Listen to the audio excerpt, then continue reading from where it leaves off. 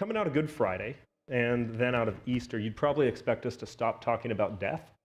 We spent the entire Lenten season walking through the hospice process of helping to deal with those that are dying in the process of dying, helping them to say goodbye, and hopefully helping us to live more fully in the moment. But I want to branch off something this week that Caitlin said on the Good Friday service. She said, Jesus is not fully human. Sorry, can you throw that up there? Jesus is not fully human until he dies. Jesus is not fully human until he doubts. In tonight's reading, the resurrection has occurred, and the author tells us that Jesus shows up, and at this point, Jesus has spoken to more than 500 people. He spoke to all the disciples, except for Thomas. So Thomas had given up everything, followed Jesus around, apparently comes back from the dead, shows up to everyone except for Thomas. And if I was Thomas, I'd probably be a little bit pissed off at that. Like, you only had 12 of your best friends. Why was I not one of those 12 people you showed up to the first time? Why did you have to come back a second time? But anyway, that's not in the story. Instead, it says that the other disciples are hanging out, and they walk up to Thomas and they say, you know, Jesus has come back from the dead. And Thomas says, I'm not going to believe a word of what you say until I get to put my fingers inside of the holes in Jesus' hand, my hand in Jesus' side. I'm not going to believe any of this stuff. Then a crazy thing happens. The story just stops there. The disciples apparently never reply to this crazy statement about I want to put my hands on a bloody guy's side. Instead, the story just says a week later, they're all hanging out together in a room. Almost as though Thomas has taken what is probably the most exciting thing that has ever happened for these other disciples, that Jesus came back from the dead, and Thomas says, I don't believe any of what you guys are telling me. And the next week, they're still hanging out together in a room. It didn't remove him from the community. His doubt didn't separate him from his friends. So instead, it says they're hanging out together, and according to the author, Jesus walks through a wall, walks up to Thomas, and says, here, touch the hole that's in my hand, or the holes in my hands, and touch the hole in my side. I don't want to get into the debate about whether this was a physical event, whether this event physically occurred. There have been a lot of debate about that over the years, or about whether or not this is a metaphor. It's important to know that this is the only place in all of Scripture that this story shows up, and it's never mentioned again from that point on. And it shows up in the Gospel of John, which is largely metaphorical and largely mystical. Often this story is referred to as doubting Thomas. Have you guys heard that phrase before? You've been told not to be a doubting Thomas, I would guess. But we don't get that picture. Thomas doubts that Jesus came back from the dead, but we don't get the picture that the other disciples felt that he was lesser. For the course of that week, we don't hear they ridiculed him the entire week, saying, look, you were wrong. And for the rest of Scripture, we never see any type of story or anything in all of the biblical writings that Thomas is thought of as lesser. If it was really a story about doubting Thomas, you would expect every writer from that point forward to say, look, don't be this guy because he was absolutely horrible. Instead, we never hear about this story anymore. I wonder if the story is not so much about doubting Thomas, but more about a community that even when someone doubts, they're still accepted and welcomed within that community. And I wonder if maybe a better nickname for this would be Reasonable Thomas, because I think it takes doubt to develop any type of rational belief. Doubt is an essential part of faith. Paul Tillich says, doubt isn't the opposite of faith, it's an element of faith. Sometimes I think that my mission is to bring faith to the faithless and doubt to the faithful. So I was reading about Mother Teresa a lot this week. I assume most of the people in the room know who Mother Teresa is. She was a Catholic nun and saint who formed a ministry to care for those with HIV and leprosy and dying of tuberculosis in Calcutta. She founded a number of orphanages for children, for children who had lost their parents to these diseases, and spent years there sitting at the bedside of those that were dying and caring for them. In letters that were recently released, she talks about the dryness and darkness, the loneliness and torture that she underwent. She compares her experience to hell, and at one point says it's driven her to doubt the existence of heaven or even the existence of God. Says she's aware of the discrepancy between her inner state and her public demeanor. The smile, she writes, is a mask or a cloak that covers everything. She wonders if she's engaged in a sense of verbal deception. She says, I spoke as if my very heart was in love with God, tender, and personally in love with God, but if you were there in the room, you would say, what a hypocrite. In the Christian tradition, we often refer to this as the dark night of the soul. Throughout the scriptural writings, you see people who feel like God is absent, who feel like their doubt has taken them over so much that they can't even claim that God actually exists. Writer C.S. Lewis says, I think the trouble with me is a lack of faith. Often when I pray, I wonder if I'm not posting letters to a non-existent address. For myself, and I think for many of us in the room, some of the greatest harm that has been done in our lives has been people telling us not to doubt. Just have blind faith. Just believe. I'm telling you, so just believe what it is that I say. Don't question things. I'm a science teacher. I teach my kids to question everything. When your kids are in science class, if you have children, or if you're in a science class, you were taught to question things. On the wall in my classroom, I actually have this quote by Richard Feynman. It said, I would rather have questions that cannot be answered than answers that cannot be questioned. So I spend my life working with middle schoolers. Peter, I'm trying really hard to not make bad jokes tonight. Okay, I did that just for you. I see you there. I'm trying to not.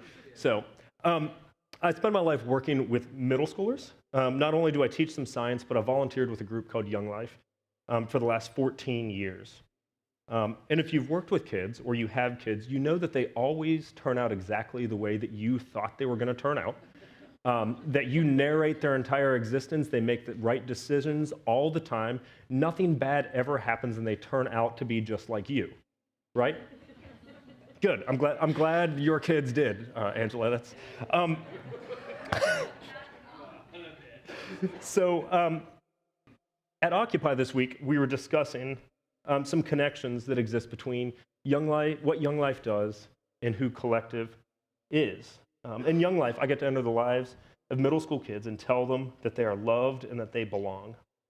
I get to walk through the good times and the bad times with them, the doubts, the breakups. I get the midnight phone calls when they're having a great day after a great date or had their first kiss, and I get the midnight phone calls when kids are struggling with depression or when kids have been Baker-acted.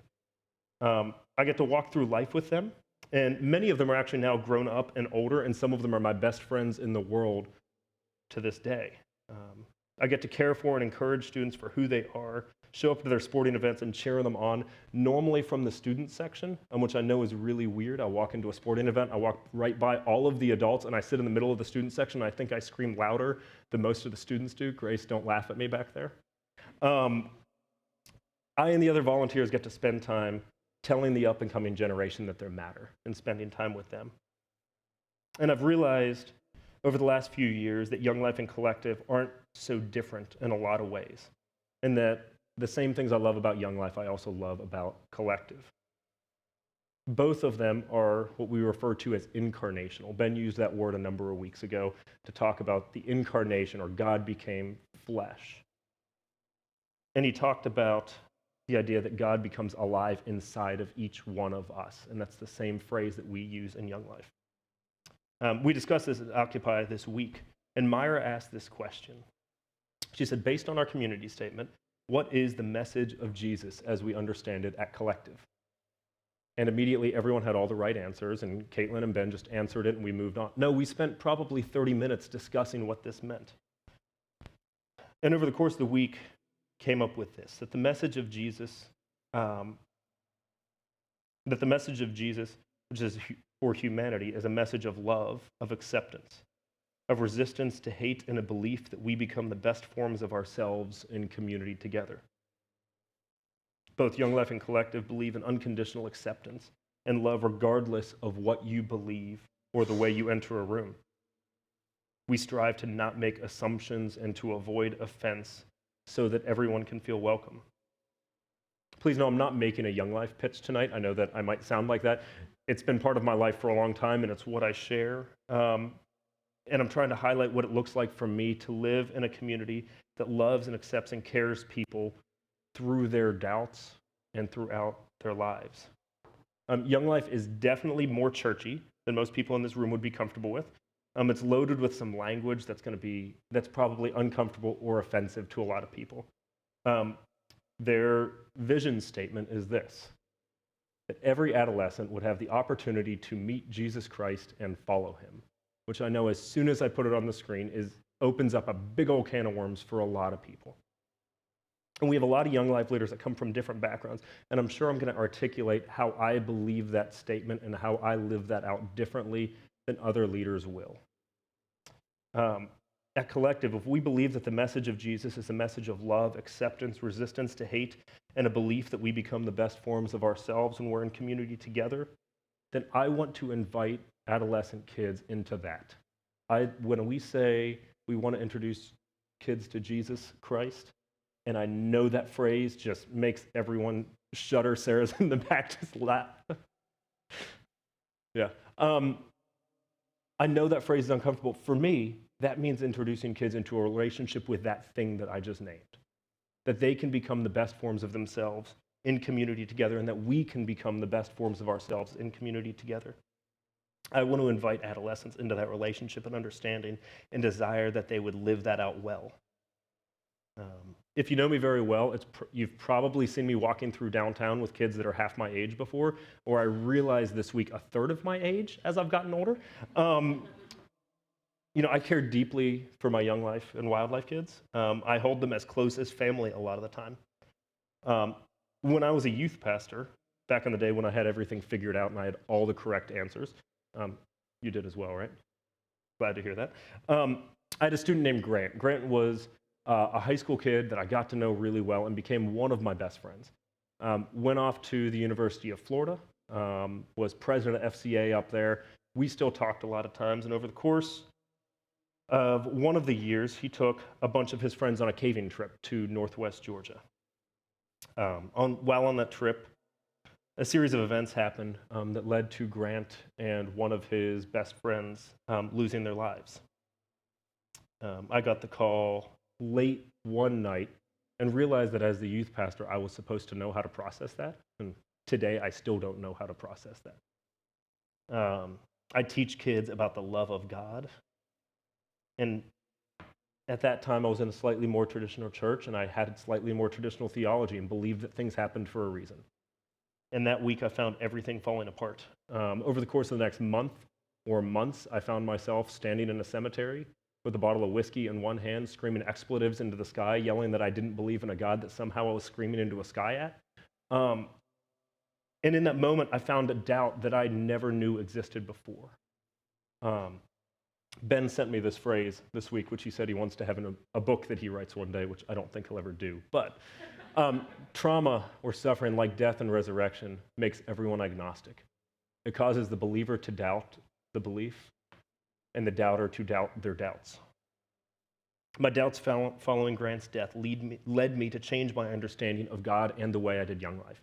And it was really uncomfortable because I still had a bunch of traditional young life leaders who believed all the things that I used to. Through that doubt, I continued to and continue to hang out with kids because my belief about Jesus or my belief about theology comes secondary to living out the message of Jesus in the lives of kids.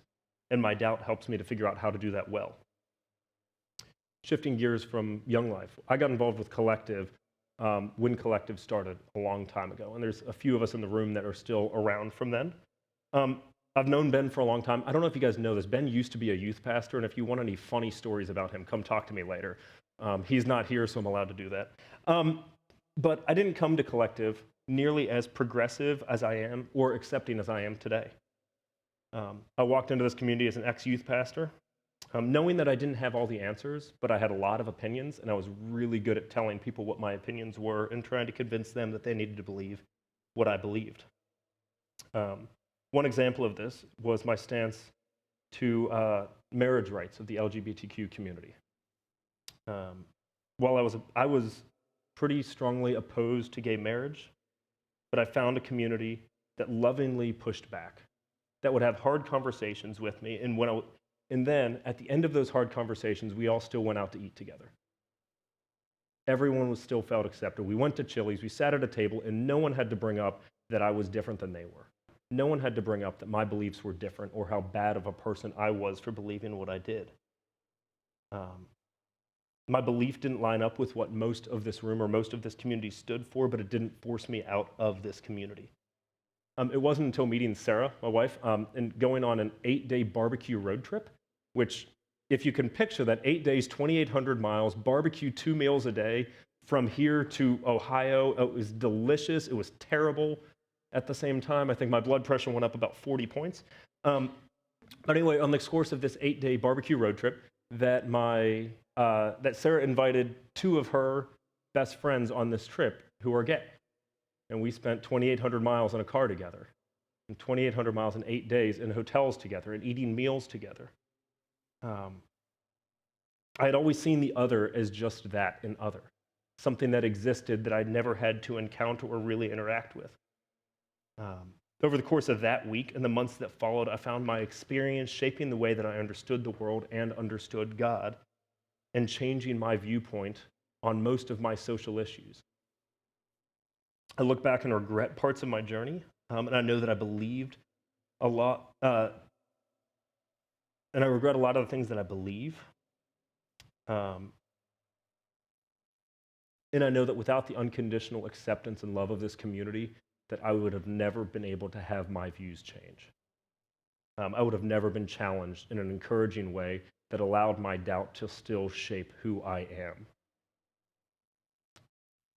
And I know that so many of my Young Life kids, without people in their lives that love and support them through their doubt, wouldn't be where they are today. The story of Reasonable Thomas so vividly reminds me of the love and acceptance that this community has shown me and has shown so many of you. We say we value highly the metaphor of journey. And just like Thomas, we're invited into this room to share our journey together. You cannot narrate someone else's journey. You can only offer to go on their journey with them. Thomas was accepted by his community without needing to believe the same things. And we desire this community and our world to be a place where you are accepted for who you are, regardless if you've had the exact same experiences that we have had. At times, we may hope that you've had the same experiences. We may desire you to believe the same things. But the message of Jesus is that you are accepted well before you ever have to believe anything, and whether or not you ever believe anything. So, one of the things I would tell you, I think that this community comes alive in conversations. Find people to go out to eat with after Collective. Find people to eat with throughout the week. Andy always says, never eat a meal alone. Don't. Find people to continue to have these conversations with, to walk through doubt with. I'll walk away from the speaker so it's not. So before Jesus is betrayed and handed over to suffering and death, he's hanging out with some of his best friends in a room sharing a meal. And he's with Judas, who betrays him. He's with Peter, who denies that he even knows him. And he's with Thomas, who doubts him. And he takes a loaf of bread, and he breaks it, and says, "This is my body, which is given for you." Likewise, he takes a cup of wine, he passes it around the table, and says, "This is my blood. Eat and drink, and you will have life." This table is open to all people and will always be open to all people, regardless of your belief or of your doubt, of your background or your faith. This table is open to all people. When you're ready, you can come, take a piece of bread, and dip it in the cup.